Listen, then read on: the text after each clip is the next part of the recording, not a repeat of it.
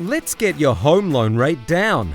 We understand how important managing cash flow is for investors. That's why talking to one of our brokers can help you find the best loan options and a better rate. Your Finny loan expert will assess your loan and quickly spot a better option if it's out there. With access to over 70 lenders and a wide range of products, you're sure to get the lowest available rate in the market. Stop worrying about your repayments now and take charge of your financial freedom. Contact a Finny mortgage specialist today on 02 8866 2444 or visit our website at www.finny.com.au.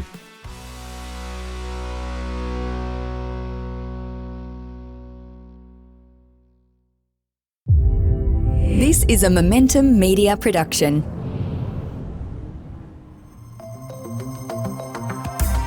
Welcome to the Smart Property Investment Show, the podcast by investors for investors.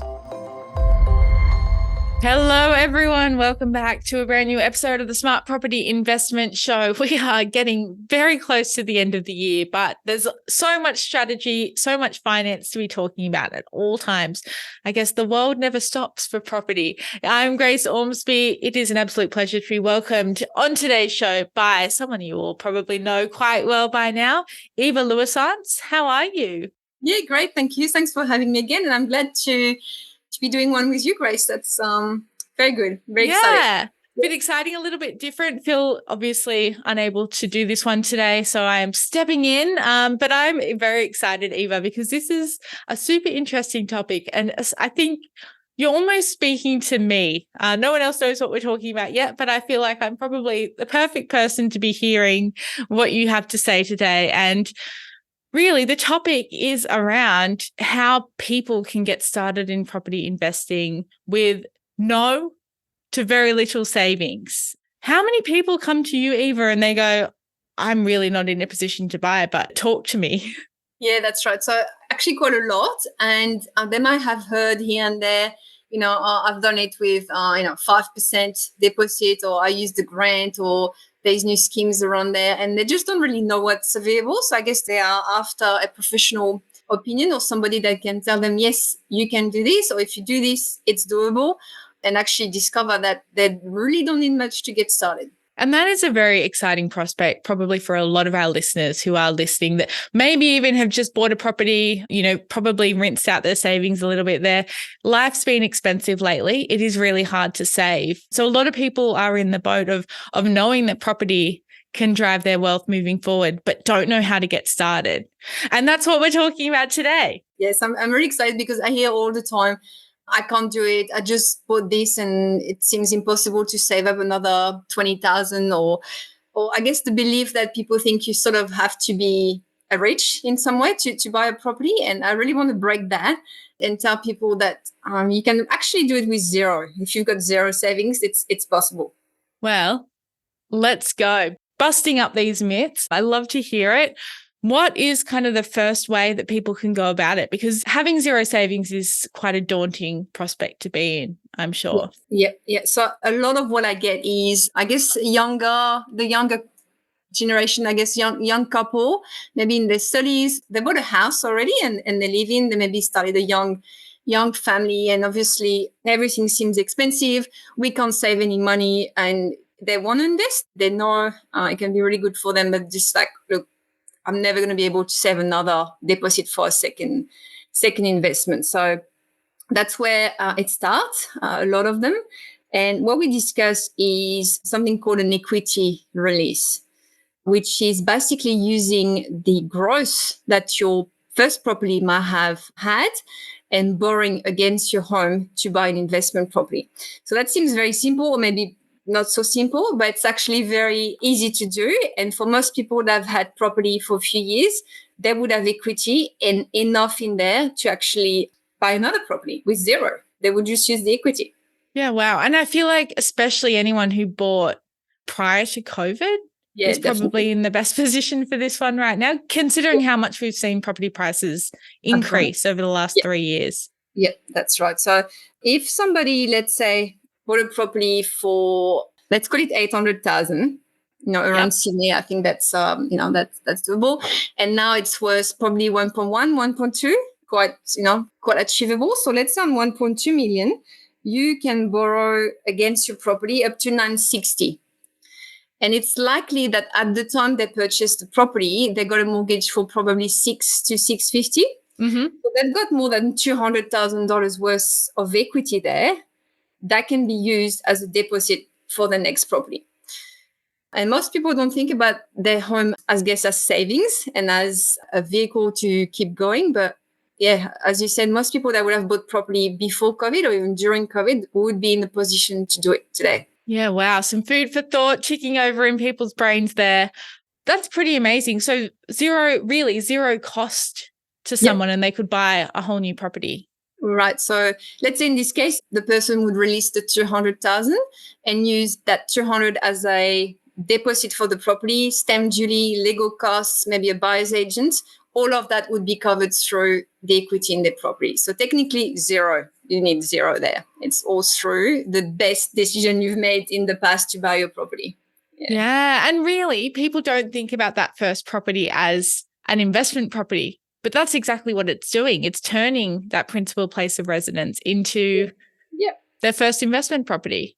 A vehicle to get it. Yeah. So the equity in your home is definitely magic. It can get you really far. So really big thing to think about if you already had a property. Yeah. Well, there's going to be plenty more magic after the break. Don't go away. You're going to hear more from Eva Louisance. I feel like you've got a few more strategies up your sleeve. See you on the other side of the break.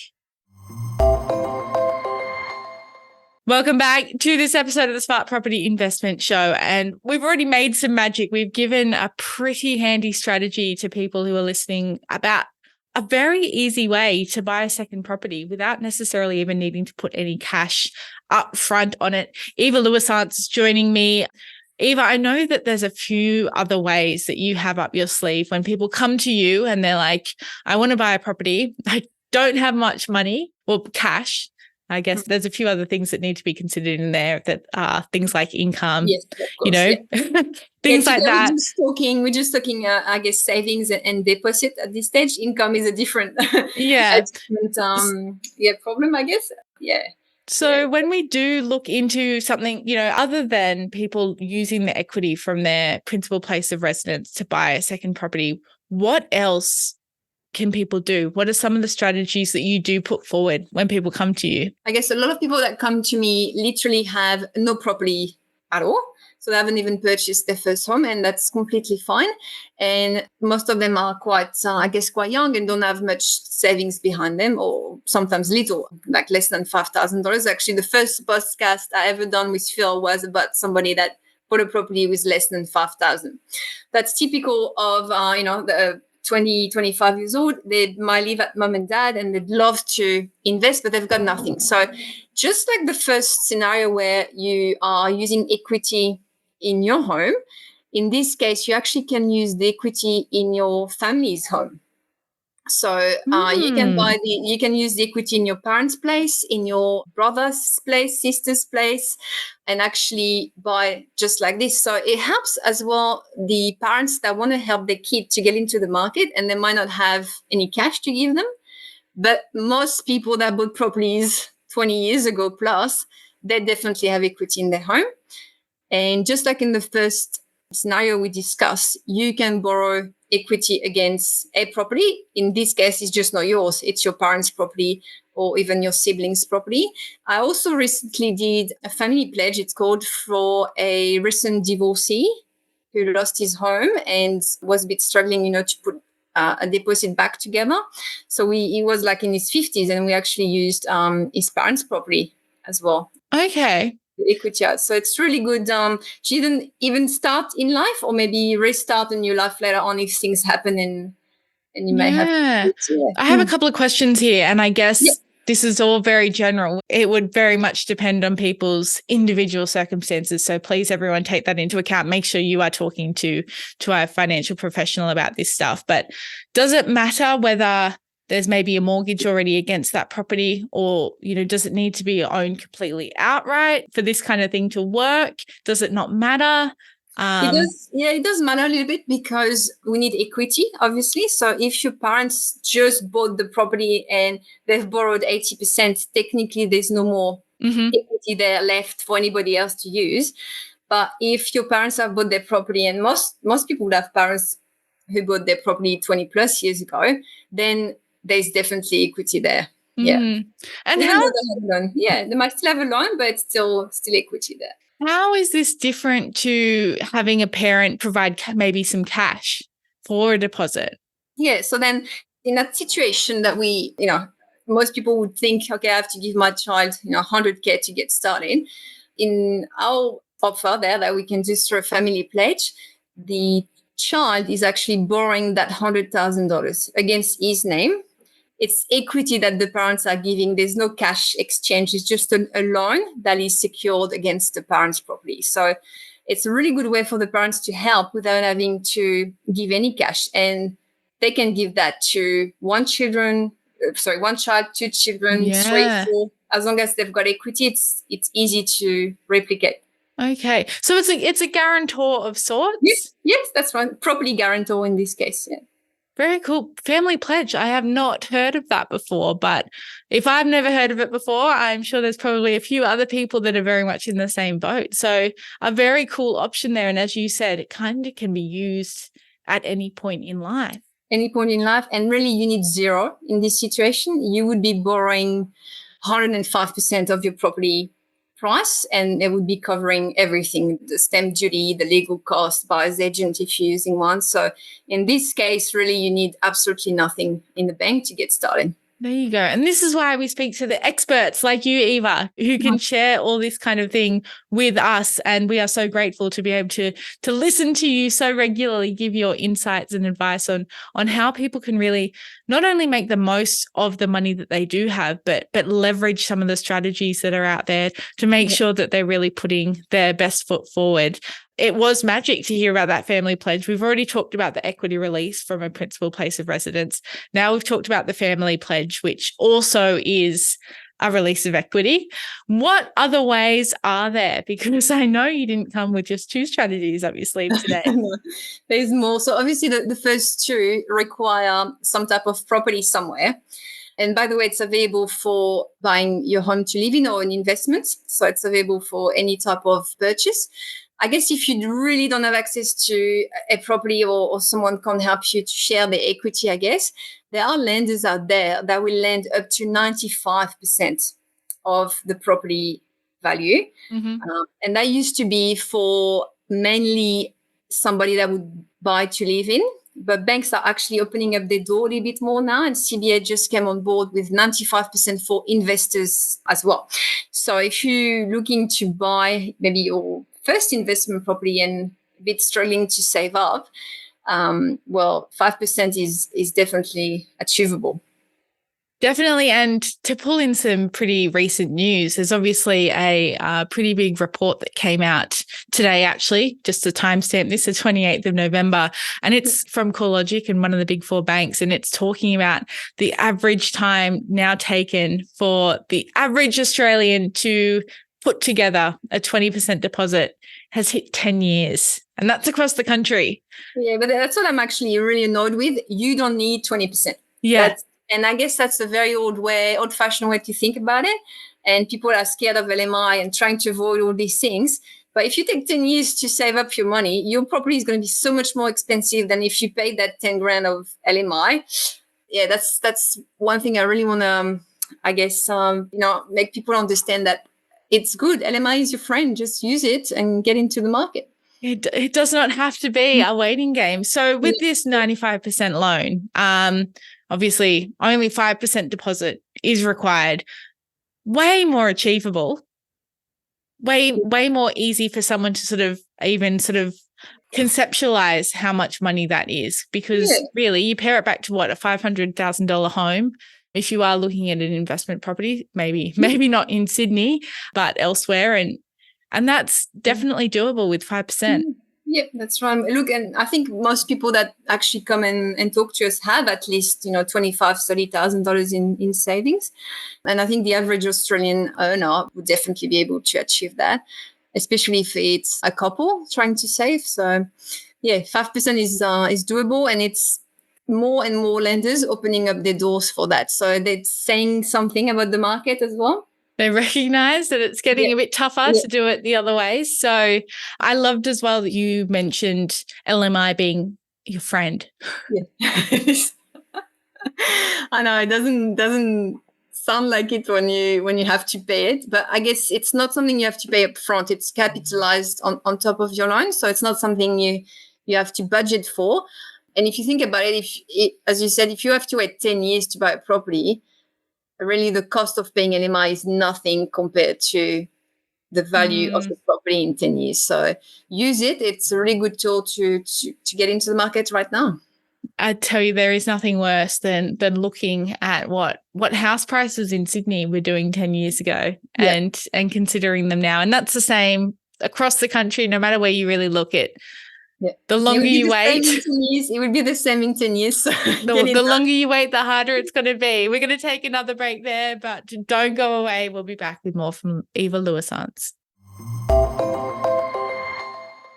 Welcome back to this episode of the Smart Property Investment Show. I am joined by Eva Louisance, who is breaking the belief that you need a lot of savings to get started on your property investment journey. And I feel like, Eva, a lot of this stuff so far that we've talked about, even people with a few properties can probably be looking back at these strategies and still harnessing them. Is that correct? Yeah, 100%. It doesn't mean it's for your first property or the second. You could use that on and on and on. Yeah, and it's definitely how successful investors are doing it. They're certainly not waiting to have 20% for each property they're buying. Most of them actually have never saved anything. They're just leveraging from one property to the next. So, yeah. And there's no reason for anyone who's listening that they can't also emulate some of these strategies. But the reason I do bring that up is because we are probably now going a little bit into the territory of more the first home buyer, the person that's never bought an investment property before, for the next lot of ideas and strategies that people can be using when they don't necessarily have that 20% deposit. Yeah, correct. So I just wanted to touch on, I guess, the home guarantee scheme, which are for first home buyers or people that haven't had properties for 10 years. So it's still actually achievable for someone that may have had a property in the past. So those are actually guarantors, but it's guaranteed by the government. So instead of having to save up, again, your 20% deposit, you might only save from 2%, actually, if you're a single person, up to 5%, which is, again, quite achievable. And on top of that, because it's guaranteed by the government, you might not have to pay this unfriendly LMI as most people would see it. So again, one, you don't have to save much. Two, you don't have to pay LMI. And three, you might also be able to benefit from some grants, depending which state you live in. And that goes from $10,000 to 30 in Queensland. They're begging people to buy properties. Yeah. I mean, that news did come out quite recently that they would be doubling that grant that was available. It feels that they're throwing free cash at people at this point, Eva. Yeah, so 30,000, it's more than enough to pay your legal cost and actually have some cash left over to buy your furniture. Yeah. Or maybe your second property already. So yeah, it's to me that there's no reason why somebody couldn't get into the market with all those available. Obviously, in these schemes, you have to go and live in the property, but that's only for 12 months. So if it's not a location or the pricing doesn't match with where you're living, you might as well go and live in there for 12 months and then turn it into an investment property. That's also something, but I feel like it's there to use and people might not know enough about it. So really having to save 5%, no stamp duty, no LMI, and some grants on top, it's like, why wouldn't you go for it?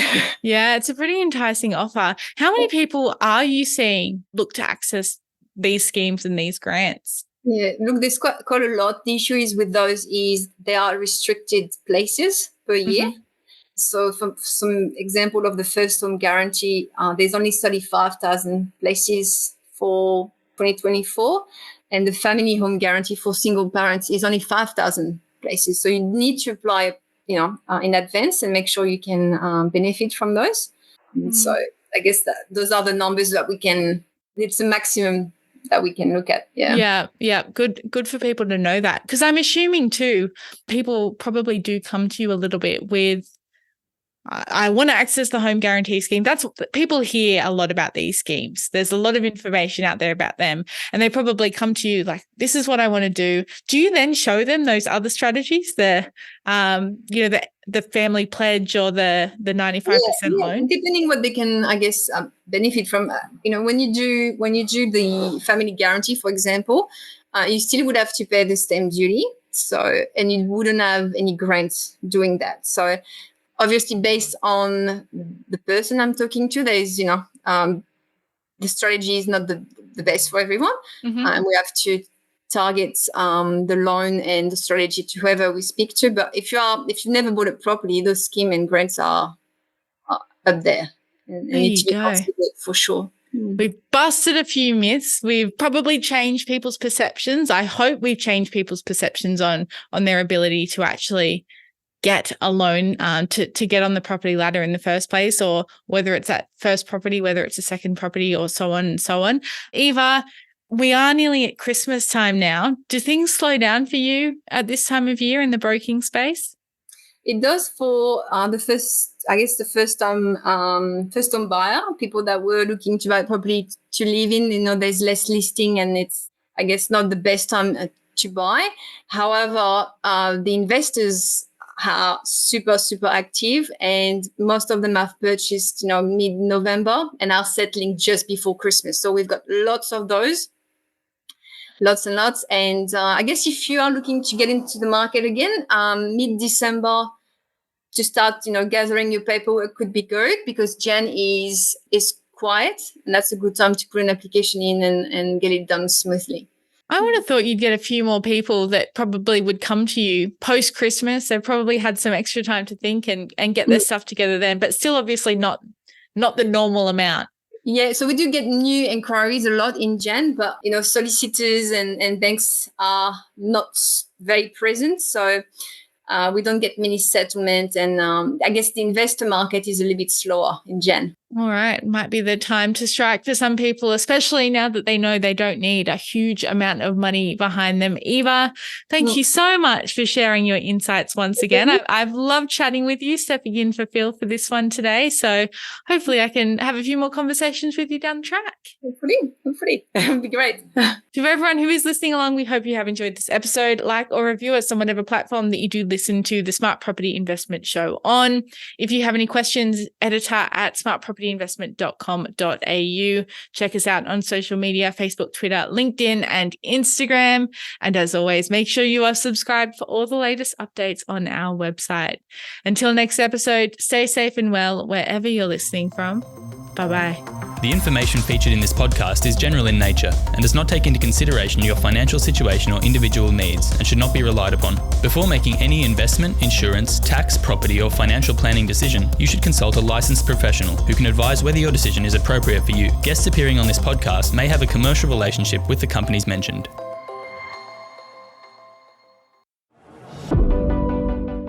Do you need help planning your next event? With over 15 years of experience, Captivate Events is the expert in event planning. Our dedicated team ensures every detail is meticulously handled. Whether it's a gala dinner, exhibition, conference, or study tour, we've got you covered. We'll be there every step of the way, from conceptualisation to flawless execution, to ensure your event is a seamless experience, minimising the time and stress involved in planning.